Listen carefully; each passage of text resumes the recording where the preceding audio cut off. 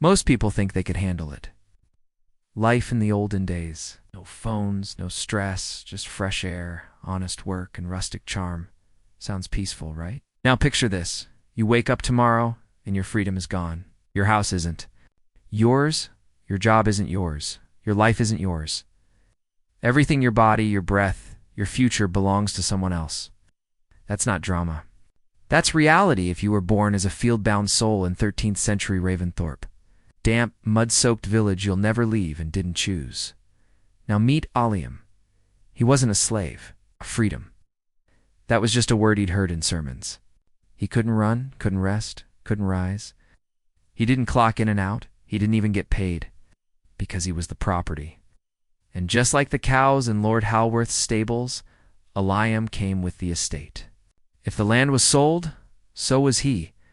Being a serf wasn't just about dirt and plows. It was about erasure. No dreams, no choices.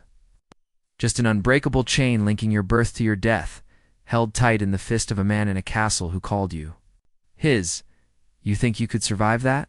You think you could keep your spirit alive while every breath you took belonged to someone else? Let me tell you something. This wasn't a Netflix fantasy with dramatic lighting and sexy peasants. It was life with no exit. And if you still think you could tough it out, you don't understand what you're up against. Aliam didn't apply for this life. He didn't choose Ravensthorpe. He was born into it just like his father and his grandfather, and every broken-spirited man who came before them. The day he opened his eyes, his fate was already sealed. There were no job interviews, no apprenticeships. No, what do you want to be when you grow up? He was told what he was, a bound man. And bound meant exactly that, chained to a stretch of mud he didn't own, loyal to a lord he didn't choose, doomed to repeat the same hopeless routine until he died and his children took his place. He couldn't move to the next village, couldn't try something new. He couldn't even marry without written permission from the same man who took his crops, taxed his livestock, and ruled his body like it was a tool. If Lord Halworth sold the land, Aliam, his wife, his daughter, his 2 oxen, and the leaky roof, over their heads would be sold right along with it, like a basket of goods. Imagine that. Imagine being a living part of the furniture. He wasn't a slave on parchment, but he had no freedom, no escape. His labor wasn't a choice. His future wasn't his, and the worst part, he knew it. Every man in Ravensthorpe knew it. Their sons would be born with the same invisible collar around their neck's end. No one was coming to set them free. This wasn't just poverty. This was permanent captivity disguised as tradition. The only law Aliam knew was this: the land owned. Him and the Lord owned the land. There was no sunrise for Aliam, just the sound of a rooster screaming through the fog like a curse. He rose before the light reached the trees, his bones stiff from the cold, and the straw mattress crawling with lice. There was no time to stretch, no time to speak. The day had already begun, because in Ravensthorpe, the earth didn't wait. His house wasn't a home. It was a box for rotting timber walls. One room, one roof made of hay and hope, and a dirt floor that turned to mud every time the sky broke open. In that space lived his wife, his 3 children, 1 goat, a crippled hen, and the ghosts of every generation that never escaped. No bed frames, no windows, no privacy. Just breath, sweat, and survival. Breakfast. If yesterday's bread hadn't grown black with mold, they'd share it. If the well hadn't poisoned itself again, they'd drink ale because water killed. More people than disease. Not that they could afford to care. Hunger didn't ask questions. It just lived with them. By the time the sky turned gray, Liam was already walking barefoot through frozen mud toward Lord Halworth's fields. Monday, Wednesday, and Friday, he toiled for the Lord. Tuesday, Thursday, and Saturday, he worked the scraps of land he called his own. Sunday, God's day. Church at dawn, guilt at noon, silence at night, but here's the cruelest joke. During harvest season, the Lord's crops were cut first. Always, even as Aliam's wheat withered and rotted in the wind. He bent his back to save another man's. Gold. There was no end of the workday. No whistle. No reward. Just blood on his palms, mud in his teeth, in the crushing knowledge that tomorrow would be worse. Because in Ravensthorpe, work didn't end. It only paused to let you suffer. You think taxes are bad now? Try living in Ravensthorpe, where breathing carried a price tag. Eliam owed everything. Not in numbers, in grain, in sweat, in blood. Every harvest season. Lord Halworth's men came with their ledger's blank pages, ready to be filled with what little the poor still had. The first cut of his wheat went to the Lord. The next cut went to the church. What was left? Scattered hope. If that want to marry the woman you love, pay for it, not the wedding permission. A silver coin or a fat goose, just to have the right to stand beside her. And if you couldn't pay, then your love stayed unblessed, and your children were called bastards by law, grinding your own grain, illegal. The Lord's mill was mandatory, and it wasn't free. Eliam had to hand over a portion just to use the tool that he helped build. Fishing in the stream that ran behind his house? Tax. Selling a barrel of ale at the village square? Tax. Sending his son to apprentice a blacksmith? In the next town? Tax. Even using the Lord's woods to gather fallen branches for firewood? Tax. And if there wasn't enough to give, then something else was taken. An egg, a blanket, or another day of labor. There were no coins jingling in serfs' pockets. Their wealth was measured in back pain and bruised pride. And still, it was never enough, because the system wasn't built to help them survive. It was built to keep them crawling. Eliam paid to live, paid to love, paid to die. And when his wife fell sick, there was no help, no healer. Just a man knocking on his door, asking if he still had the pig he owed for last year's harvest. He didn't, but Lord Halworth still got his bacon. When Eliam's daughter coughed blood one winter, didn't run for a doctor, there was no doctor. The nearest so-called healer was a bearded man who boiled roots and whispered prayers. He charged in chickens, not solutions. And still, most of the time he arrived too late. There were no hospitals, no clean blades, no miracles. Just sickness, silence, and the sound of another child slipping away while the fire burned low.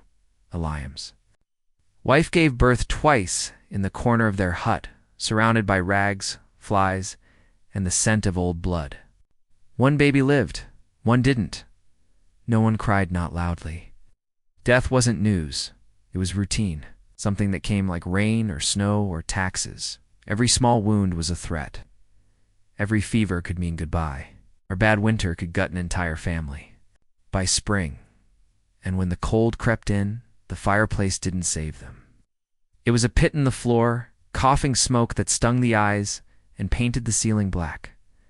There was no chimney, no vent. Just smoke choking the breath out of everyone while outside, frost turned the soil to stone. Their bed was straw. Their blanket was whatever they didn't sell. Fleas, lice, and beetles moved freely between the folds. Eliam's youngest had bug bites so deep she scratched herself bloody. His mother just wiped her hands on her skirt and went back to grinding grain. Pain was constant. But worse than pain was knowing there was nothing to stop it. There was no future to save for. No medicine to wait on. No cure to believe in. It's only the hope that death might forget them this year, and the cruel truth that it rarely did. Farming in Ravensthorpe wasn't noble. It wasn't peaceful. It was punishment disguised as work. Eliam didn't sow with hope in his heart. He sowed because not sowing meant starvation.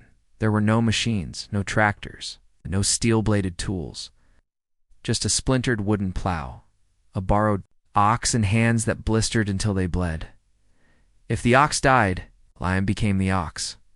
Harnessed to the soil, dragging iron through clay while rain turned his boots to dead weight and his clothes to ice. Spring was for plowing, and praying that the frost would break, the rains wouldn't drown the seeds, that the rats wouldn't find the grain first. Summer was worse. Back bent, swatting crows with a stick, pulling weeds until his fingernails tore from their beds. Autumn was a race. Cut the wheat, dry the wheat, store the wheat before the frost killed it all, and then came winter. Nothing grew, nothing came, just silence, sickness, and smoke. But the land gave little. For every grain Eliam buried in the dirt, he might get 4 back in a good year. That meant growing barely enough to survive. 1/3 of his fields had to rest every season by order of the church. No crop, no food, no chance. Modern farms yield 30 times more. Eliam's soil gave him just enough to die slowly, and still he had to offer the Lord's share first. His own family ate. Last, that was the rule. That was the law. That was the life.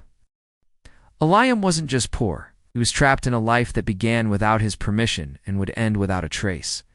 His father was a bonded man. His grandfather, the same. And when Eliam looked into his son's eyes, he didn't see a future.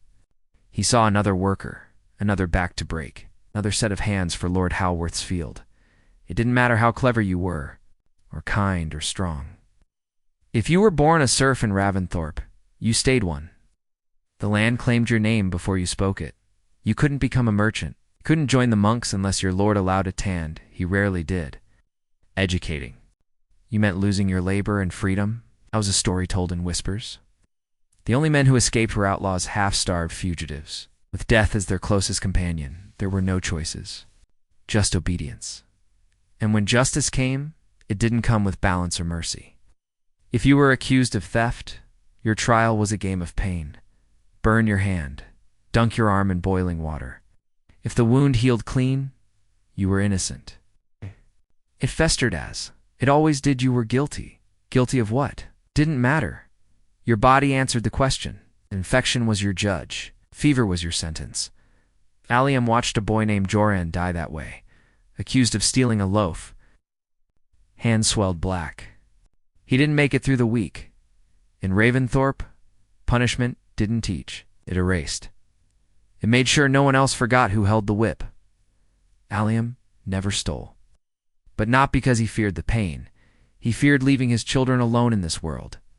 It would be easy to say Eliam had nothing, but that wouldn't be the whole truth, because while his body was bound, while his choices were stolen before he could make them, he still had something modern people have quietly misplaced. He had time to watch the sun crawl across the fields. It's time to sit beside the fire and tell his children stories past. Down from men who never learned to write their names. Time to rest when the rain fell too hard and the soil turned to sludge, because nature ruled the calendar, not clocks. There were no meetings, no emails, no endless buzzing notifications. Just sky and season, and believe it or not, he had days off. Religious festivals, saints' days, harvest feasts. Some years, nearly 1/3 of the days were spent away from the field, not in luxury but in pause. It's more than the average. Modern worker gets today. He had community too. A village that suffered together, celebrated together, buried their dead together. When a roof collapsed, the neighbors came. When a child cried, another mother fed them. Survival was a shared language, and Eliam was never truly alone. And maybe most surprising of all, he had purpose. When he worked, he saw the fruit of it. He planted grain. He harvested grain. He fed his family. He didn't question the value of his labor. He didn't sit in a silent office wondering if his job mattered, or if anyone would notice if he disappeared. Every day hurt, but every day counted. And somehow, in a life designed to crush him, Eliam still mattered. You think you're tough? Could you wake before dawn every day of your life, barefoot in the frost, with a body that never stops aching and a future that never changes? Could you carry water miles on your back, dig with your hands until they bleed, sleep in the same room as your parents, your children, your animals, and wake up to do it again without complaint? Could you love someone knowing you need permission just to marry them? Could you work yourself to the bone, give up your harvest, pay taxes in pigs you don't own, and then still have enough strength to keep your children alive when the sky turns black with snow? Eliam did. Every day. And he didn't have clean water, medicine, or privacy. No showers, no phones, no heat. He wore the same clothes all year, owned nothing but a blade and a prayer. Ate whatever didn't rot too fast. Watched his family suffer and buried more friends than he could. Remember, most of us wouldn't last a week, Not because we're weak, but because we've forgotten what it means to survive without choice. We complain about commutes, Wi-Fi speed, broken AC. Aliam would have traded his soul for a dry roof and bread that wasn't covered in mold. Could you live without escape? Could you survive knowing nothing you do will ever change where you end up? Could you carry that truth and still stand? Aliam never wrote a book. His name isn't carved into stone. There are no portraits. His life, like millions of others, vanished into soil, swallowed by time, but he matters.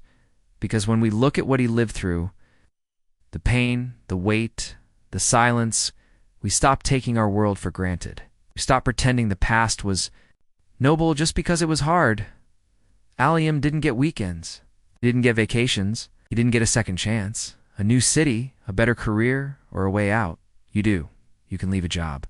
Start over. Fall in love without asking permission. Sleep alone in a warm bed. Turn on a light with your finger. Drink water that won't kill you. Breathe air that isn't thick with smoke. Get sick and know someone can help. You have choices. Aliam never did. And yes, maybe you're soft. Maybe you'd collapse in his shoes. But maybe being soft means you live in a world where you don't have to be hard just to survive.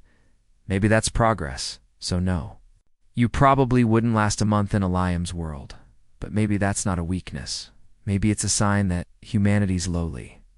Painfully is learning how to stop eating itself alive. So the next time you grumble about bills or slow internet, or your job, remember this. You don't belong to anyone. You can leave. You can choose. And that is everything Aliam never had.